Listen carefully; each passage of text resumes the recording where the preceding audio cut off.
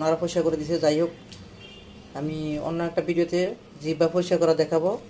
তো আজকে আর পরিষ্কার করা দেখাবো না, আজকে কিভাবে মানে ভুনা করবো সেটাই দেখাবো। এখন আমি জিহ্বাটাকে একটু সিদ্ধ করে নিব হালকা করে। আসুন লাইক এবং শেয়ার দিয়ে এবং সাবস্ক্রাইব করে ভিডিওটা দেখা শুরু করি। দিব আমি এখানে পানি দিলাম, এখন দিয়ে দিব ঢাকনা। আজকে জিহ্বা রান্নার রেসিপিটা সম্পূর্ণ আমার মায়ের হাতের রেসিপি।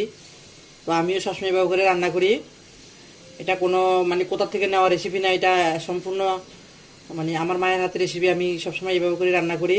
আপনারা একবার হলেও ট্রাই করবেন, মানে এটা অনেক সুস্বাদু, অনেক মজা। এভাবে করে আপনারা রান্না করবেন, আর রান্না করে খেয়ে অবশ্যই কেমন হয়েছে আমাকে কমেন্ট বক্সে কমেন্ট করে জানাবেন। এই তো 1 ফিট 4-5 মিনিট মতো সিদ্ধ করে নিলাম। এখন আরেকটু উল্টে দিচ্ছি। মোটমাট 8 থেকে 10 মিনিটের মতো একটু সিদ্ধ করে নিলেই হবে, বেশি সিদ্ধ করার